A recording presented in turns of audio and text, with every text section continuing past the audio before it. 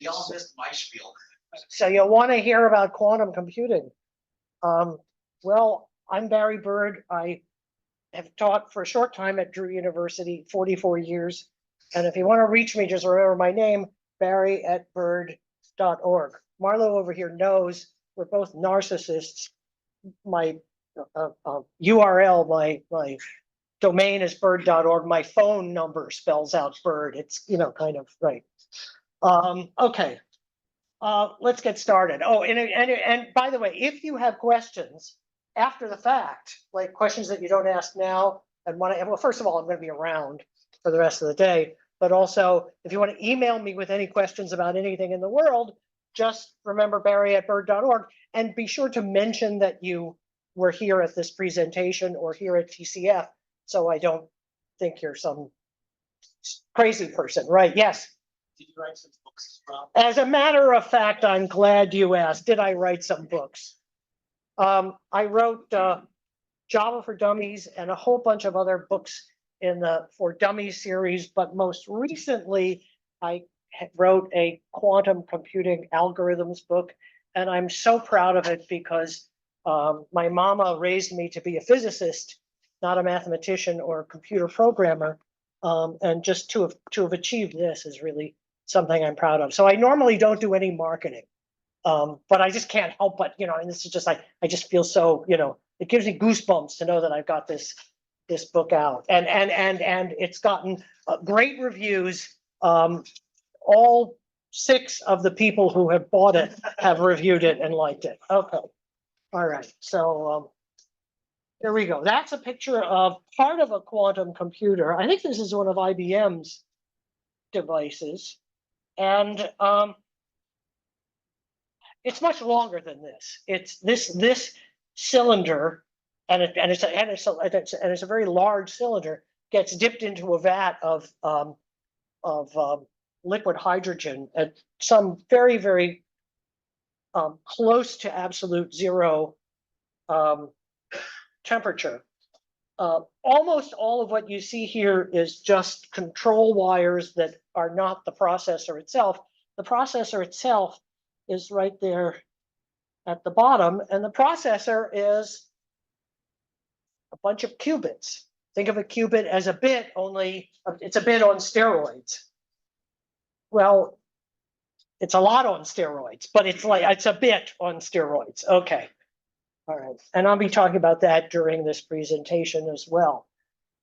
So that's what one thing looks like. It's, that's a kind of, that's cool. There are a few minor companies who are involved in quantum computing.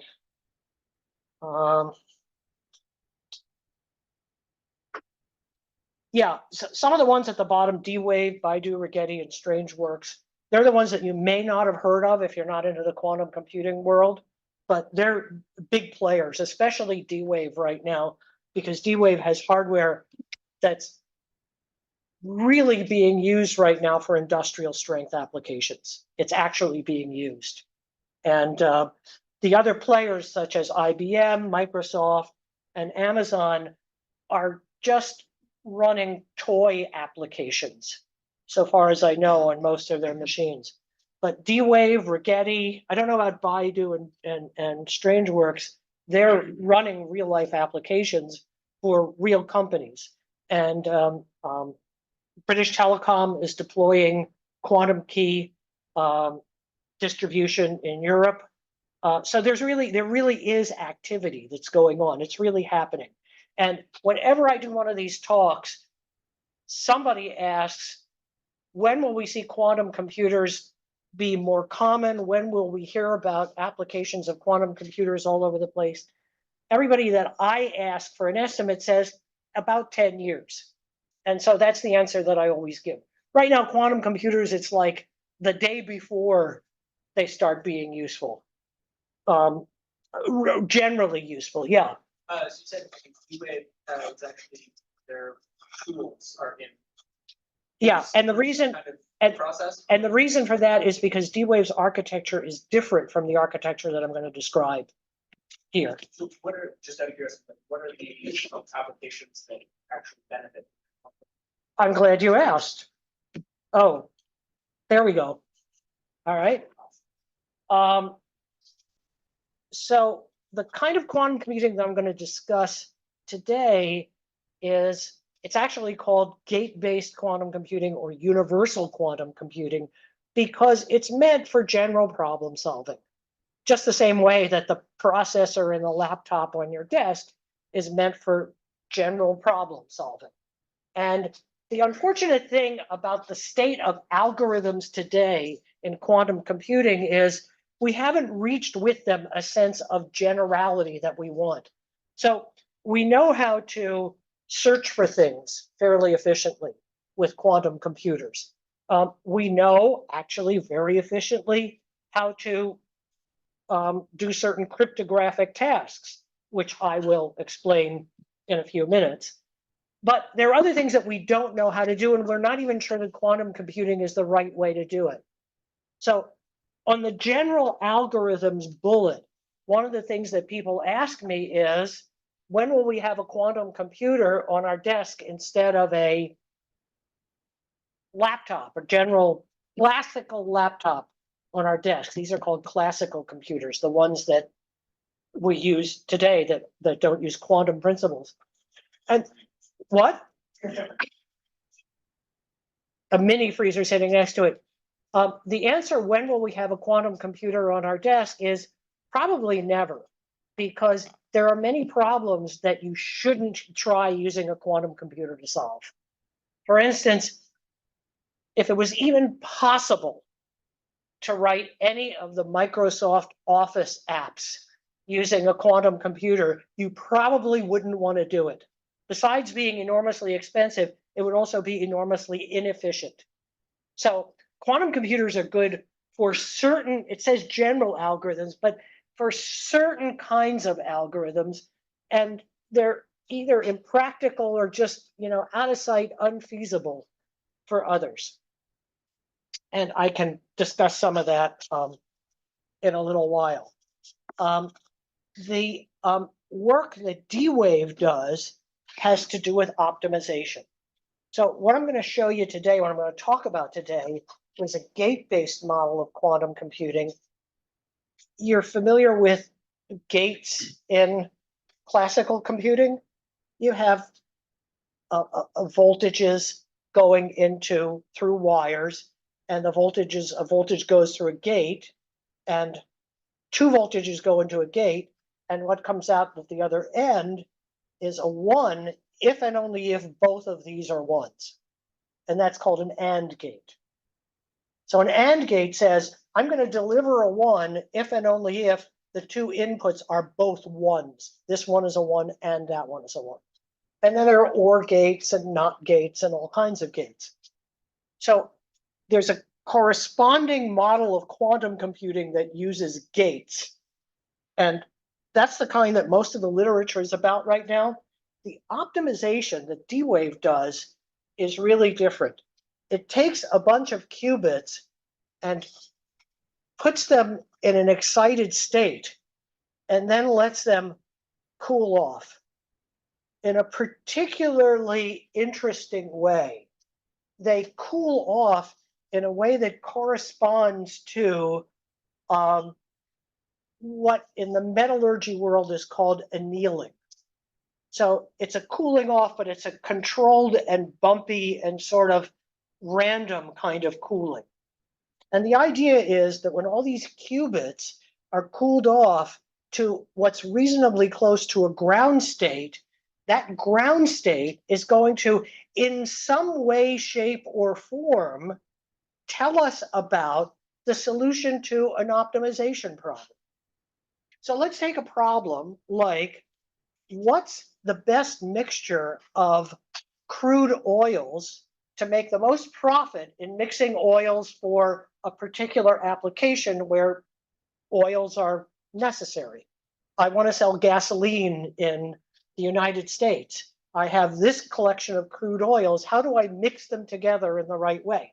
Turns out to be an enormously complicated problem with thousands of parameters. So what they do is they reframe this problem as a question about how qubits settle into their ground state. The ground state then represents the optimized solution to the problem. And so they'll start a bunch of qubits in an excited state, let them cool off. When they get to the ground state, they measure it and they say, well, that's close enough to our optimized solution to the problem. That's how we'll mix our crude oils together. Yes. Sorry, did you say these qubits are what type of particles there? Okay, I will in a minute. Cool. Okay. But for now, think of it as what I'm talking about is a sort of a bit. Okay, I'm going to skip simulation because it's not a very hot field right now. Cryptography. The good news is that there is a way of using quantum computing so that I can share private information with you, and so that before I do the sharing, I can tell for sure whether or not there's an eavesdropper. And the reason is because in the quantum world, an eavesdropper cannot look at my pre-exchanged data without my knowing that it has been looked at. It's a weird feature of the way the quantum world works. It's called quantum key distribution. And quantum key distribution is, like I said, being deployed and commercialized in Europe right now by British Telecom. The idea then is it's sort of, to the extent that any quantum, to the extent that any messaging can be completely provably secure, it is completely provably secure in that if the information has been looked at by an eavesdropper, we can tell and we can stop sending. Oh, good question. That's the good story. Yeah. How long does the coherence on those companies last? Is that permanent? The coherence on the quantum key, you're gonna have to tell me. Like, sorry, do those keys ever decay, or those companies are? So it depends on what you mean by decay. If you mean, can I send quantum keys now from here to California? Yeah, and that. Oh God, no, I can't do that now. Okay. I can send it a few meters and then I have to use some kind of repeating scheme. Yeah, no, but yeah. One more. Yeah. I like questions, by the way. Don't apologize for questions. Yes. What you described about eavesdropping, that is really important. So why is it not more prevalent right now? You mentioned. Because the technology is just new. However, British Telecom is using.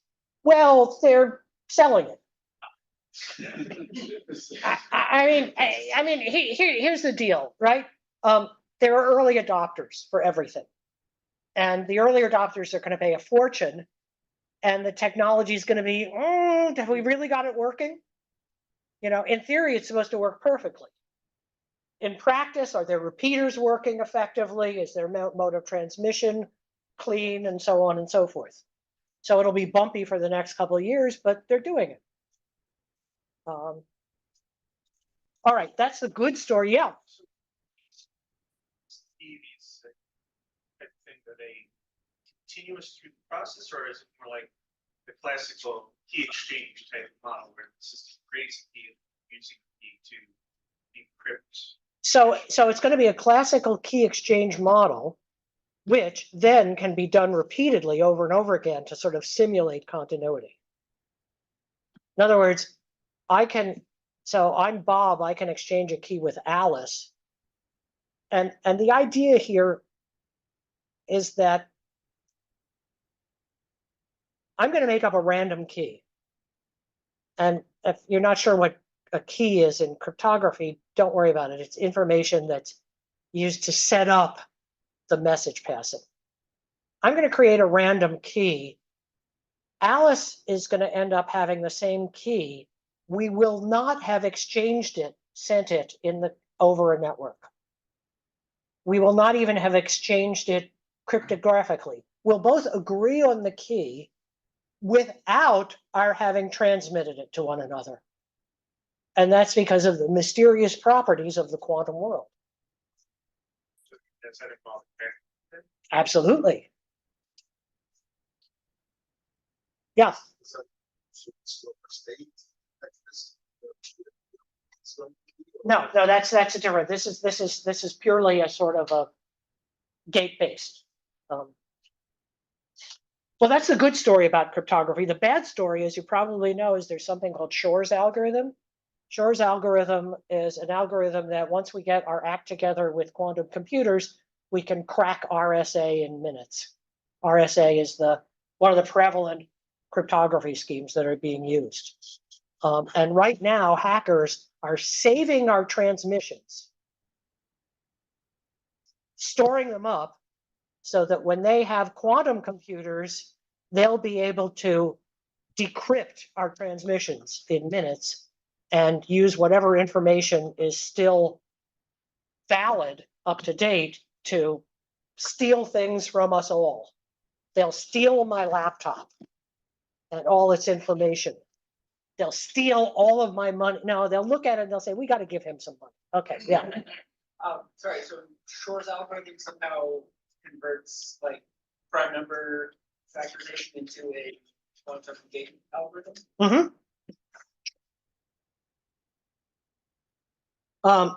Machine learning. I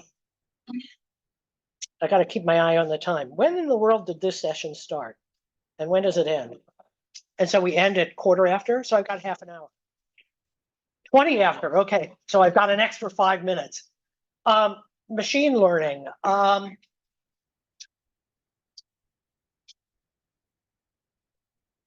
The classical way of doing machine learning right now is to have a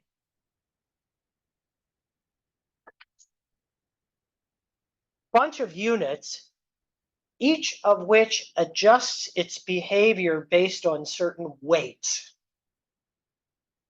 So I showed a picture of a hot dog. The information, the pixels of the hot dog trickle through this machine.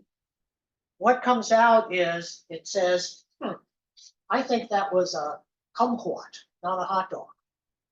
So I say, no, that was a hot dog. You adjust all the thousands of parameters, the thousands of weights inside of your processors so that you're closer to thinking that this is a hot dog. And then I put another thing into the machine's visual field, and it trickles through. And it says, that was a hot dog. And I say, yeah, that was a hot dog. So it says, okay, I'm going to adjust all my little weights, my thousands of weights, actually millions of weights.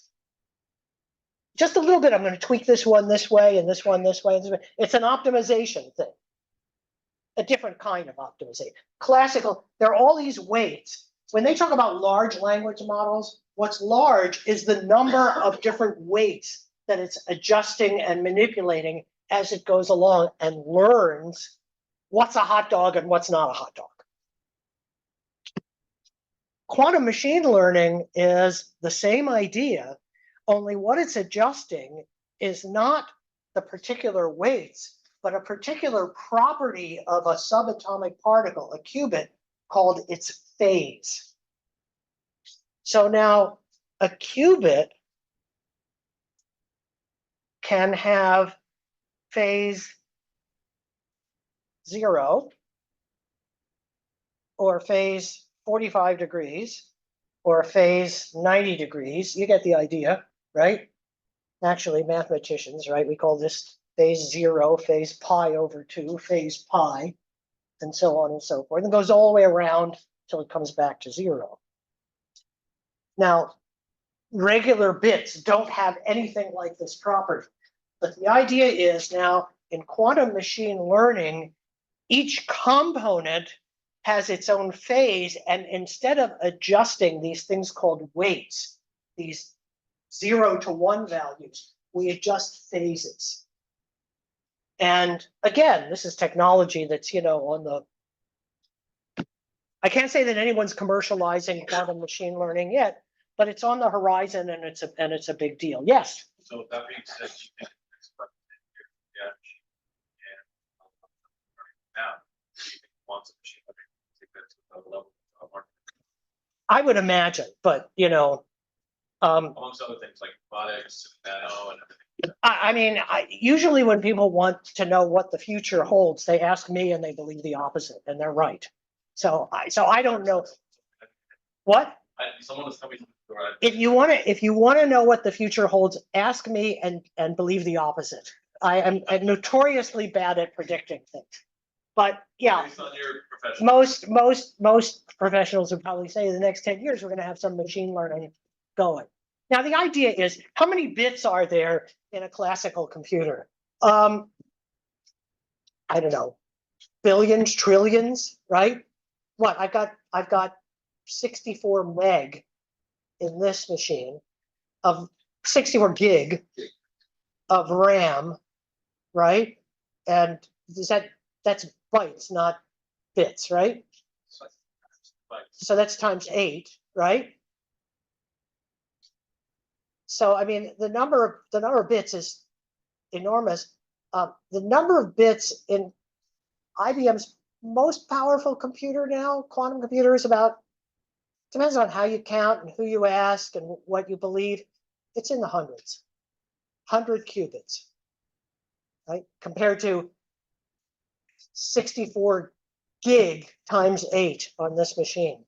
So the thing is, the technology to manipulate qubits reliably is in its infancy. We are waiting to get to the point where we have a machine with 1,000 qubits and then 10,000 qubits. And when we have 10,000 qubits, the hackers will use Shor's algorithm to start robbing our precious information. I don't know. They'll find out that I have a hangnail or something. Whatever. Okay, all right. I just want to step back one slide. Oh yeah, there's this thing called quantum supremacy that I should tell you about. And theoretically, cracking RSA with a classical machine should take about, I think that's 300 quadrillion years. And yet, if we apply Shor's algorithm, and if we have enough qubits, like say 10,000 of them, the theory says that we can crack Shor's algorithm in about 10 seconds. Now, that's what we call quantum supremacy. Quantum supremacy is when we have a problem that's solvable by a quantum computer and not feasible for a classical computer. Because I don't know about you, but I don't have 300 quadrillion years to wait for a solution to the RSA problem. In reality, in 2020, the University of Science and Technology of China actually demonstrated what is thought to be quantum supremacy. This is the one and only instance that I know of. They used 76 qubits to generate a certain kind of random number string that apparently would take 1 billion years for a classical machine to generate. So have we achieved some kind of quantum supremacy? Well, it depends. For all we know, it would take a quantum compute. Well, we know we can solve the problem within minutes with a quantum computer because the people in China did it. For all we know, there's no way of doing it with a classical computer in less than 1 billion years. But we don't know for sure that it's impossible to solve it faster with a classical computer. Yeah. So therefore, just like how the eyeball is low and practical, there's no way if one were to practice at home or try practicing. There's no way we could do it on, let's say, a MacBook with an M1 Max chip. Well, we can. We can. That's not about quantum supremacy, right? No, just quantum. Yeah. Give me a sec. I just want to make sure that I landed this point, right? as far as we know, the people in China have demonstrated quantum supremacy. Until we find a classical algorithm that's much, much better than 1 billion years to solve that particular problem, we have to believe that the people in China have succeeded. Okay, but that's just one problem. That's just one thing, right? Now, in the write-up for this session, I invited people to bring their laptops and work along with me. I don't know if you're interested in doing that, but as far as I know, on the next slide, yes. And you know what? I didn't, where did I put it? All right. If you want to do this at home, one of the things you can do is visit quantum.ibm.com/composer. quantum.ibm.com/composer.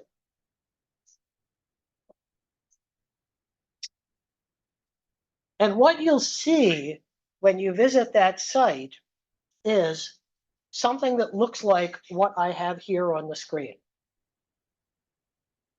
Now, what's on the left side is a whole bunch of gates, quantum gates that you can use.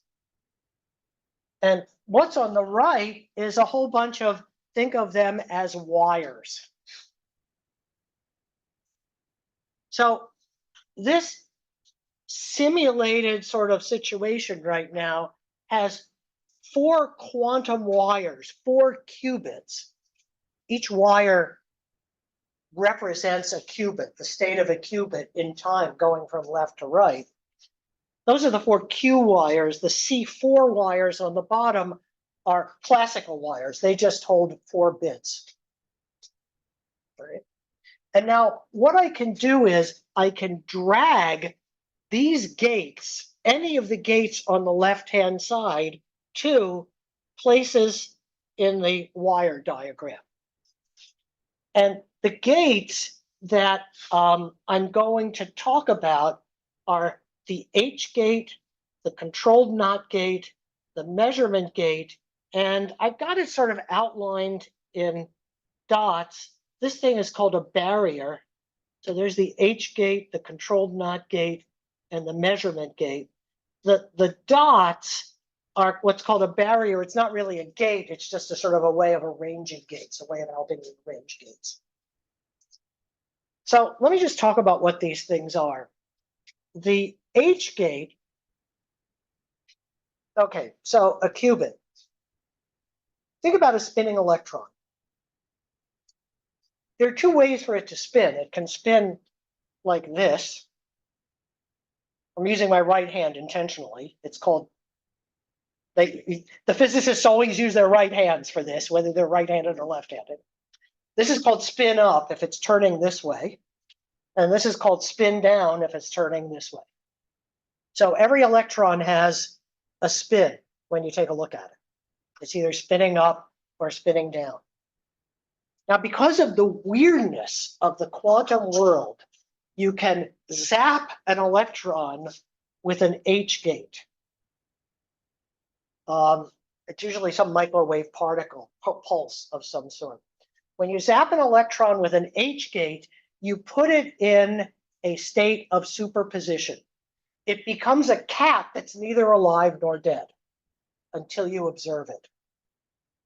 So when you zap an electron with an H gate, it's in a state of, I'm calling it half 0 and half 1. But that's not exactly the right way to describe it. What's going on with an electron that's been hit with an H gate is that it's in a state where when you measure it, when you actually look at it, the probability of measuring a 0 is 1/2, and the probability of measuring a 1 is 1/2. Now, is it in an in-between state? That's probably not a good way of thinking about it. Is the cat in an in-between state when it's in the box, you know about Schrodinger's cat, right? Imagine Schrodinger in his apartment, 100 cats, and one after another, and then his landlady says, "Oh my God, the stink and everything." All right, anyway. Um, when you hit an electron with an H gate, it goes into this state where the only thing you can say about it, or the only thing that I allow myself to say about it, is that when you measure it, it's either going to be a 0 or a 1 with 50-50 probability, right? What kind of a state it's in before you measure it, that's not even up to quantum mechanics to ask. Quantum mechanics is about what we measure, not about what's actually going on with an electron. So the electron is in some weird half and half state. That's what an H gate does.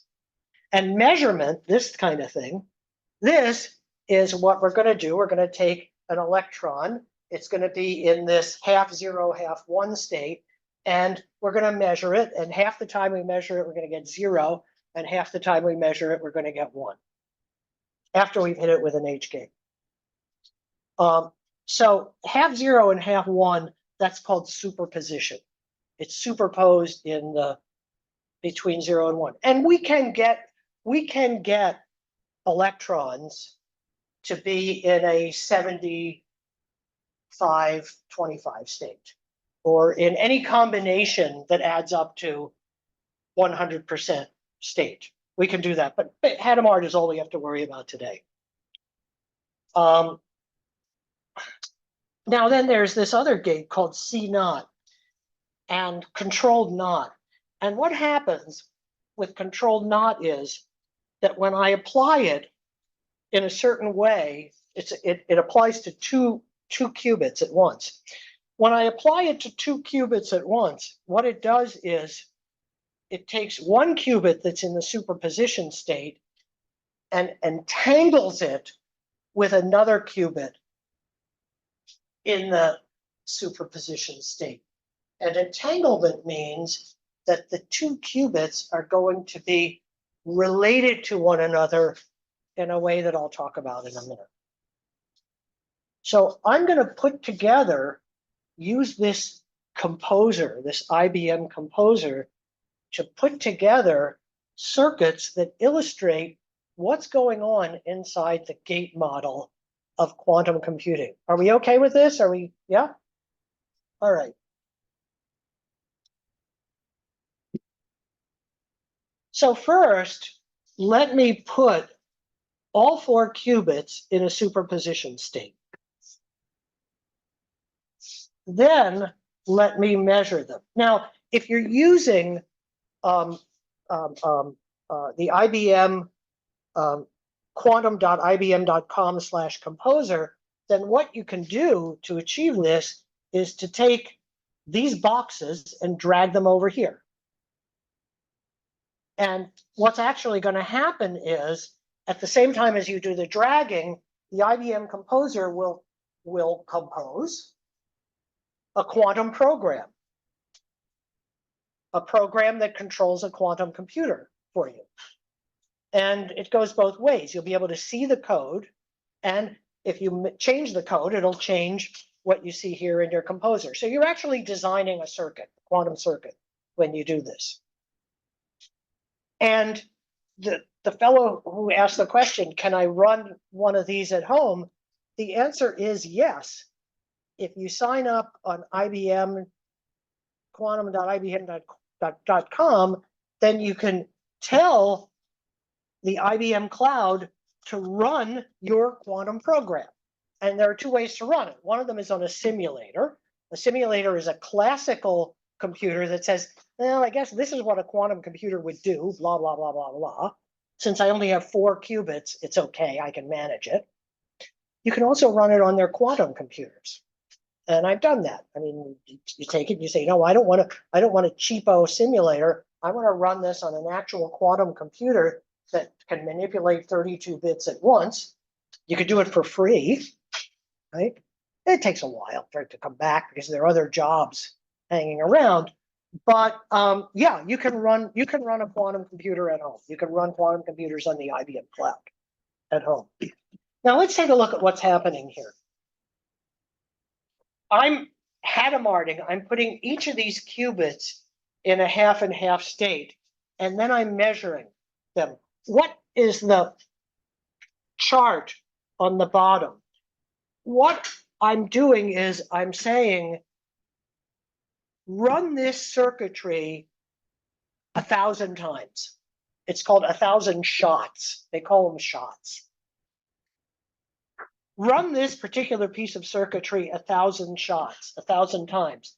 How often will you make a measurement and find that they're all zeros? How often will you make a measurement and find out that they're all ones? How often will you make a measurement and find out that they're 1, 0, 1, 1, and so on and so forth? So what this chart says is, if I make measurements, there'll be more or less equal probability of any of the strings of 4 bits. More or less equal probability, but it's not always equal. It's not always the same. If you asked what are the theoretical probabilities here, well, these lines would always be the same height. But that's not the way it works in real life. When you measure these qubits, just like flipping a coin 100 times, you don't always get 50-50. So if I run this 1,000 times on a quantum computer, these might be the results that I get.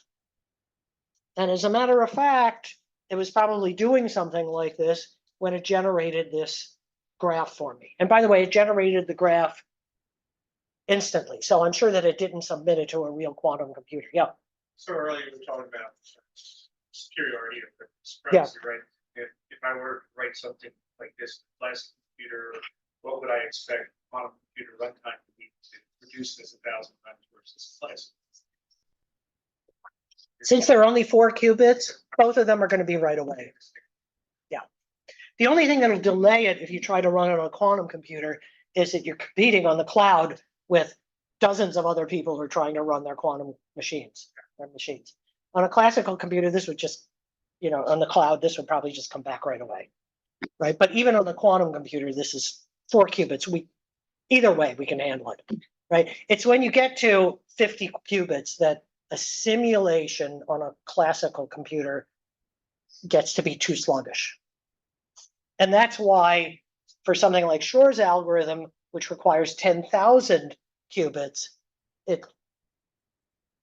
classical computer just can't simulate that. It would take, 300 billion years or something. Okay? All right. Now, here's the deal with superposition. Imagine that I have a problem where what I want to do is find out what happens. Oh my gosh, I've got a small number of minutes. 13 minutes. All right. I'm going to get there without talking fast. Imagine what happens if you've got a problem where you want to see what happens when I plug in 0, 1, 2, 3, 4, 5, 6, 7, 8, and so on, all the way up to 15. Well, on a classical computer, you have to plug in each of those numbers separately and give them a try. Yeah, you have some advantage that you have multi-cores and multi-threads and that sort of thing, but that's kind of limited. You can't grow more cores as you go on. But look, with only 4 qubits, imagine a 4-bit computer. With only 4 qubits, I have a scenario in which all 16 of these numbers are represented at once, and I can experiment with them all at the same time. And if instead of 4 qubits, I had 10 qubits, I'd be able to experiment with the numbers 1 through 1024. And if I had 20 qubits, I'd be able to experiment simultaneously with the numbers 1 through 1 billion. Okay, so as I increase the number of qubits, the amount of data that I can deal with simultaneously increases exponentially. And the word exponentially is tossed around these days like it just means big, fast, right? This is really exponentially. This is really, every time you add another qubit, you double the number of values that you can experiment with simultaneously with the others. All right, so that's idea number one in quantum computing. That's one of the secret sauces of quantum computing.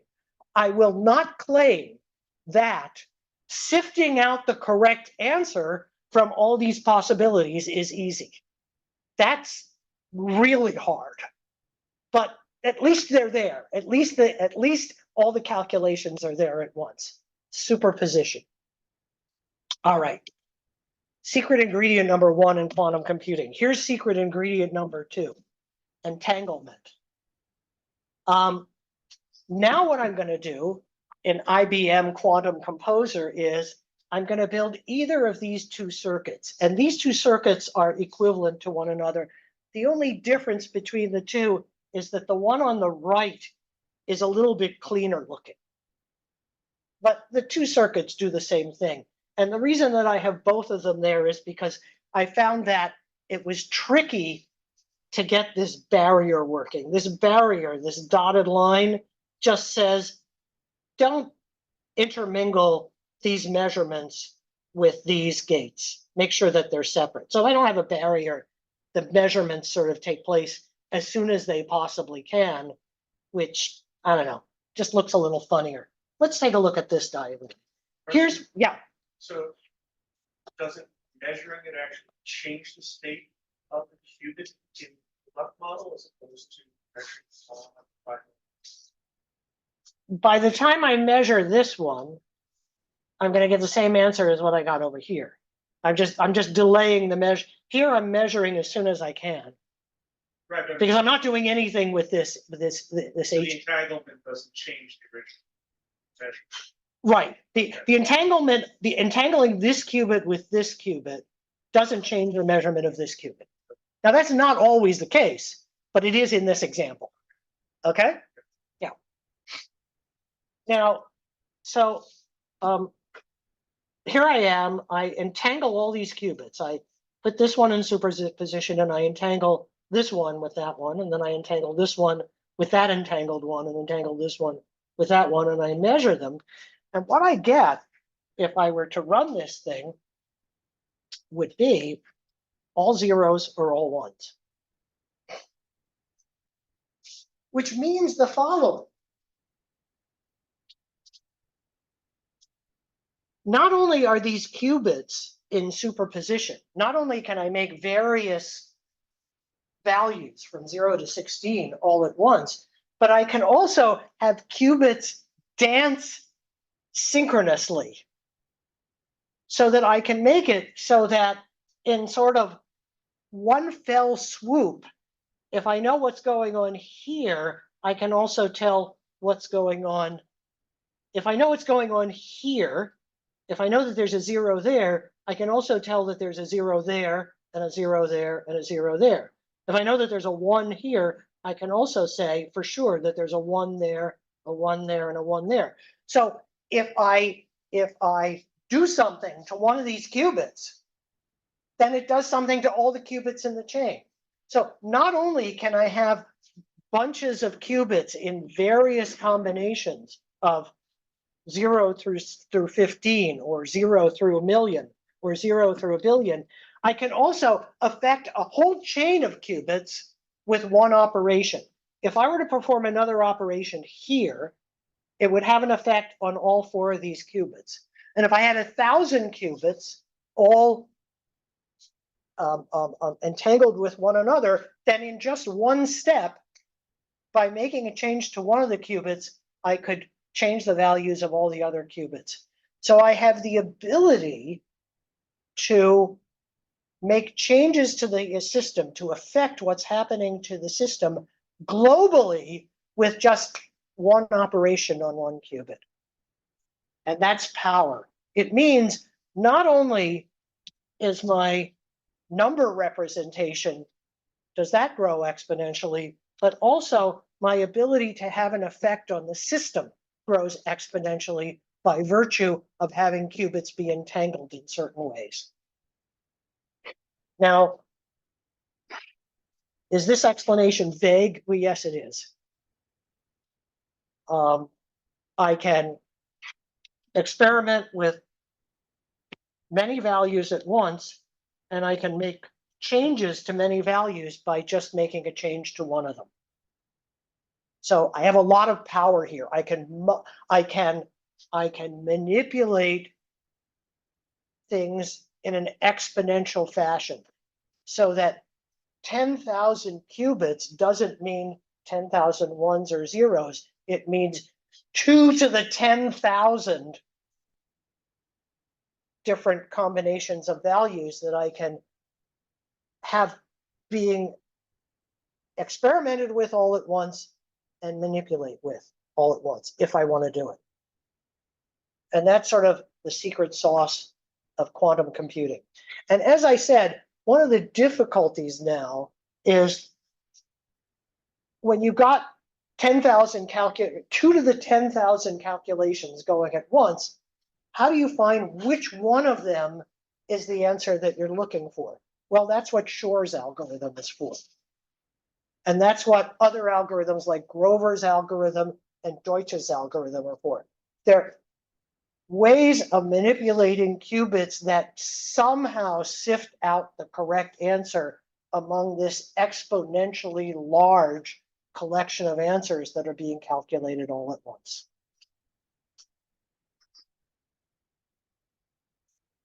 He pauses, yes.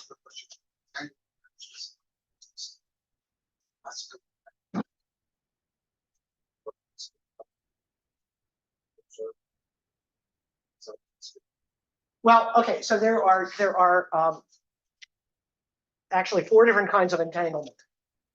And the one you're talking about is this one spinning up and this one spinning down. That's not what's going on here. What's going on here is this one's spinning up and this one's also spinning up. So if I wanted to make this one spin up and this one spin down, I would have to put in a couple of other gates, right? But now the way I've got this, this one is whatever direction this one's spinning in, this one's going to spin in the same direction, this one in the same direction, this one in the same direction. And that's why I have all zeros at the bottom or all ones here. Other thoughts or questions? Yes, sir. So does that mean that order of those 4 qubits reverse? Oh, Yeah. No, look, what's happening here is I'm measuring this system 1,000 times. And approximately 500 times I get all zeros. And approximately 500 times I get all ones. 1,000 shots. That's the only way to do quantum computing.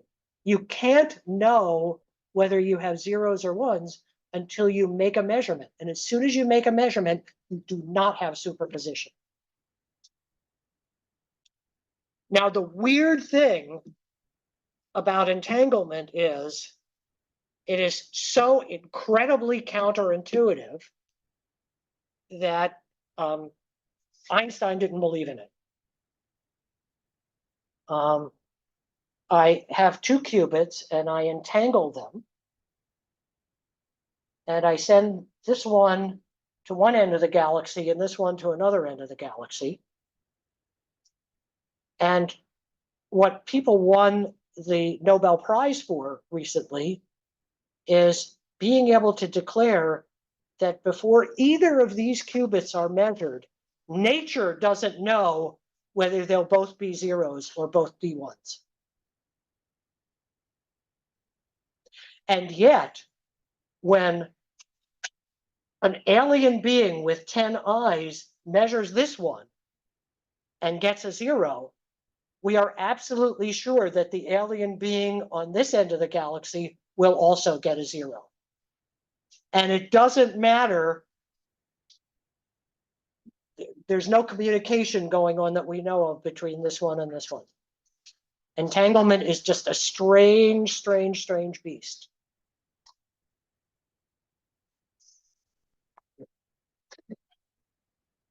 It's bizarre, right? We have a minute left. This is right. Entanglement. Nice, nice, nice. That's good. Oh, yeah. Matrices.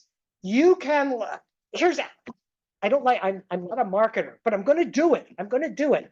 You can learn about this stuff without knowing abstract mathematics if you read that book. Because that's where I explain this stuff using only matrix arithmetic, right? So run out and be the 7th, 8th, and 9th person to buy my book, and I'll appreciate it. If you have any questions after this, Barry@bird.org. I'll be happy to talk to anybody. Just remind me that you were here, and then I'll know what the context is. Thank you for coming. Thank you.